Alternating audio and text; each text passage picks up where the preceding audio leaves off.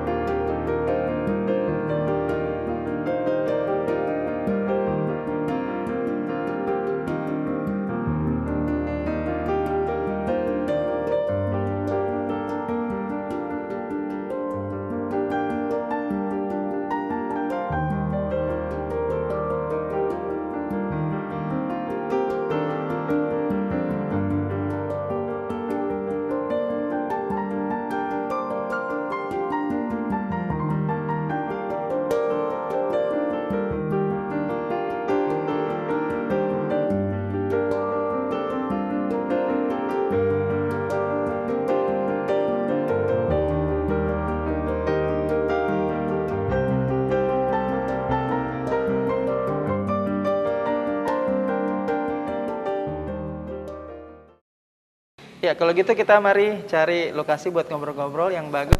Ayo, silakan. Okay.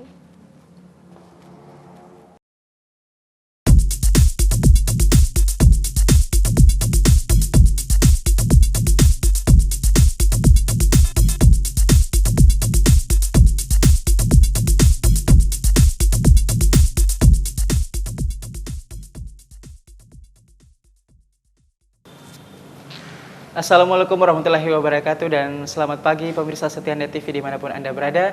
Tentunya berjumpa lagi bersama saya Redia Sahril dalam program Bukan Perempuan Biasa atau BPB. Nah kali ini seperti biasa saya tidak sendiri ya di pagi hari ini. Tentunya kita menghadirkan narasumber yang tentunya sangat menginspirasi.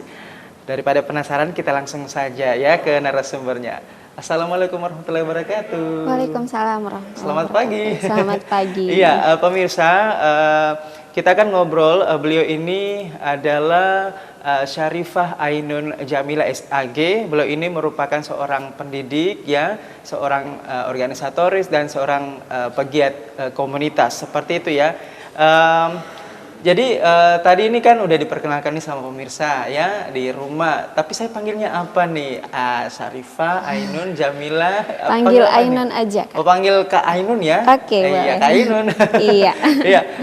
By the way tadi di awal saya memperkenalkan nih Kak Ainun nih ke pemirsa bahwa Kak Ainun adalah seorang pendidik, organisatoris dan komunitas ya, pegiat komunitas. Kalau boleh tahu aktivitasnya sebagai pendidik ini apa gitu, dosen kah atau guru atau apa dan di mana? Iya, baik. Jadi aktivitas hari ini itu saya mengajarnya privat saja. Mungkin pengalaman beberapa tahun lalu saya pernah mengajar di PAUD sekitar 4 tahun. Ketika sebelum kuliah sampai kuliah, kemudian mengajar tutor di salah satu lembaga. Dan akhirnya berhenti karena satu dan lain hal dan tetap menjadi tutor sampai hari ini dan tutor mandiri. Jadi berarti sebelum tutor mandiri sebelumnya sudah ada ya beberapa tahun ke belakang seperti itu. Kalau boleh tahu di profil nih saya baca nih Kak Ainun nih ada privat mandiri BTQ. BTQ itu apa sih sebetulnya? Baca tulis Quran. Oh baca tulis Quran, Masya Allah. Jadi ngajarnya? Ngajarnya saya lebih ke anak-anak. Oh lebih ke anak-anak. Iya. Walaupun beberapa kali ada ibu-ibu juga, tapi saya kalau pribadi lebih nyaman dan lebih senangnya ke anak-anak. Oh lebih senangnya, lebih prefer ke anak-anak iya, ya? Betul. Seperti itu, Masya Allah. Kalau boleh tahu pendidikan dari Kak Ainun ini sampai bisa mengajar BTQ itu apa sih? Kalau pendidikan secara informal saya pernah belajar di pesantren, langsung ditahsin oleh pimpinan pesantren itu di Al Imam Asyim Makassar. Saya belajar mengaji di sana, tetapi sebelum itu saya sudah dari kecil belajarnya. Dari kecil guru datang ke rumah atau saya ke rumah guru saya, mengaji dari masjid ke masjid, itu rutinitas waktu saya masih kecil. Nah itu saya ingat sampai sekarang. Dan di pesantren ya di tahsim lebih lagi begitu. Kami diajar bagaimana penyebutan huruf-hurufnya yang benar, kemudian beberapa hal terkait cara membaca Al-Quran yang benar itu yang menjadi bekal saya akhirnya ada di jurusan tempat kuliah saya, dan kemudian itu yang saya bawa, bekal itu yang saya bawa untuk mengajar. Wah, luar biasa, berarti memang berangkat dari dasar ilmu agama memang dari kecil ya, Iya, seperti betul. sampai hari ini kemudian mengajar seperti itu. Atau mungkin jangan-jangan saat kuliah ini jurusan agama juga. Iya betul. Kalau boleh tahu jurusan apa waktu kuliah? Saya di jurusan ilmu Al-Quran dan tafsir. Wah, itu kan bener kan, Masya Allah. Kalau dengar-dengar ya dari profil yang saya ketahui, ini Kak Ainun nih pemirsa, ini dari kecil ya sampai sekarang ini semuanya sekolahnya di Makassar semua ya? Iya betul. Kalau boleh tahu ini dari SD, SMP, SMA, kemudian kuliah itu di mana saja? Dari TK, di mana? saya itu di TK Islam Ar-Rasyid. Saya kurang tahu masih ada sampai sekarang atau sudah tutup. Iya. Terus masuk SD, saya masuk di Madrasah Ibtidaiyah Negeri Bantabantaeng, itu di dekat rumah untuk sekolahnya. Dan SMP sudah masuk negeri, waktu itu sudah di SMP Negeri 29 Makassar. Kemudian setelah itu masuk di jenjang SMA, saya di SMKN 1 Sumbopu waktu itu. Entah sekarang sudah berganti menjadi SMKN 2 Goa kalau tidak salah. Terus kuliahnya? Dan kuliahnya saya di UIN Alauddin Makassar. Jurusan Ilmu Al-Quran dan Tafsir. Wah, Masya Allah. Baiklah kalau gitu kita akan lanjutkan ya. Kita akan ulik lagi pemirsa lebih dalam seperti apa aktivitas, pengalaman, dan sosok Kak Ainun ini selepas jeda berikut ini. Tetaplah bersama kami di Bukan Perempuan Biasa hanya di Net TV, TV masa kini.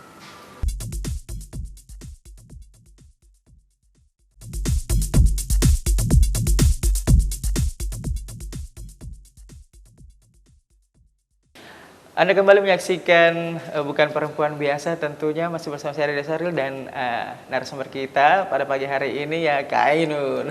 Iya. Masih semangat ya pasti ya? Masih. Tadi terakhir kita ngobrol-ngobrol tentang latar belakang pendidikan Kak Ainun yang ternyata katanya dari SD sampai kuliah itu semua di Makassar. Asli iya, Makassar ya? Asli Makassar. Lahir, besar, dan tinggal di Makassar. Ya, kalau gitu mungkin saya pengen nanya-nanya nih tentang organisasi ya. Iya. Ini dengar-dengar ada terlibat juga atau aktif di rumah kajian Iya, filsafat. betul. Iya, betul nggak? Betul. Ya, itu sebetulnya RKF itu apa sih sebetulnya? Iya, jadi saya bergabung di Rumah Kajian Filsafat Makassar itu sekitar 2018-2019. Saya gabung, itu diajakin teman dari seminar ke seminar. Saya ketemulah dengan founder Rumah Kajian Filsafat dan diajakin ke sana gitu. Jadi komunitas itu komunitas khusus belajar dan pembelajaran filsafat. Dalam komunitas itu beragam sekali, dari berbagai kampus, dari berbagai latar belakang agama juga. Oh, iya. Ini menarik sekali. Dari berbagai latar belakang agama. Oke. Iya. Kalau boleh tahu, ini sudah berapa tahun berdiri RKF ini? RKF saya kurang tahu pastinya, tapi mungkin sudah cukup lama karena alumni-alumni dan teman-teman saya di sana itu usianya rata-rata jauh di atas saya. Senior ya? Senior, bisa tapi dikatakan. tetap membuka ruang untuk iya, betul, sangat. segala yang lebih muda betul, seperti itu, bahkan dari berbeda agama. Betul sekali, karena konsepnya Rumah Kajian Filsafat berarti ya umum, semua orang yang mau belajar boleh ikut. Gitu. Kalau di RKF sendiri itu sebetulnya apakah ada syarat khusus di samping syarat umum yang tadi disebutkan bahwa ternyata boleh dari berbagai kalangan, berbagai usia, agama, ada nggak syarat khusus yang lain untuk bisa masuk ke RKF itu? Tidak ada sepertinya, karena saya bergabung itu di tengah-tengah materi dan saya berpakaian seperti ini, hanya saya sendiri yang berpakaian seperti ini waktu itu, dan tidak ada persyaratan lain, sekedar datang untuk belajar. Itu saja. Kalau tujuan dari RKF itu sendiri apa sebetulnya RKF itu tujuannya? Tujuannya ya untuk memberikan ilmu pengetahuan bagi yang ingin memahami terkait dengan kajian-kajian filsafat.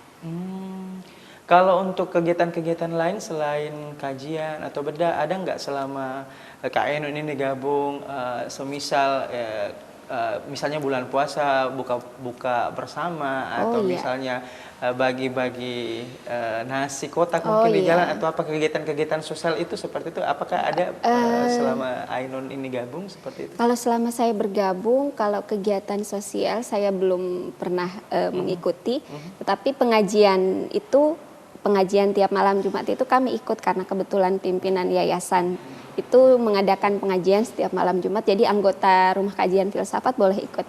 Oh, ada gerakan pengajiannya. Iya. Itu yang ikut boleh dari berbagai level kemampuan nggak? Misalnya baru mungkin ada yang belajar tahsin, pratahsin, atau yang lancar atau gimana? Iya.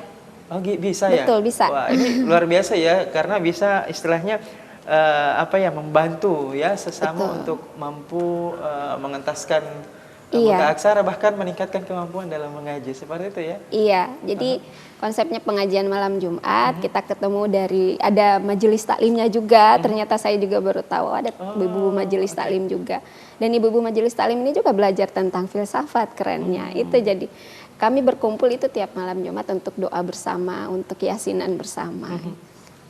Ya, saya mengetahui ini dari baca profilnya ya, sedikit banyaknya rupanya Kak Ainun ini pemirsa jadi bukan cuma di Rumah Kajian Filsafat, tapi ada beberapa juga, masih banyak. Kalau sebelum kita masuk ke sana, saya pengen tanya nih untuk Kak Ainun, sebetulnya alasannya masuk organisasi itu apa? Iya, betul. Mengapa organisasi? Kenapa kemudian saya mau berorganisasi? Karena saya merasa nyaman untuk bertemu orang-orang baru. Mendengarkan cerita-cerita dari berbagai latar belakang dan pengalaman orang lain, dan bagi saya itu hiburan tersendiri ketika teman yang saya baru temui kemudian dia mau bercerita tentang pengalaman-pengalamannya misalnya, atau dia bertanya kepada saya, kamu kenapa bercadar, kamu kenapa ada di sini. Nah, sharing itu yang membuat saya nyaman gitu berorganisasi. Oke, baiklah. Ini tambah menarik, tapi tahan dulu ya Kak Ainun ya. Kita akan kembali. Pemirsa jangan kemana-mana, tetaplah bersama kami di Net TV Sulsel. Usai jeda berikut ini tetaplah bersama kami di Bukan Perempuan Biasa.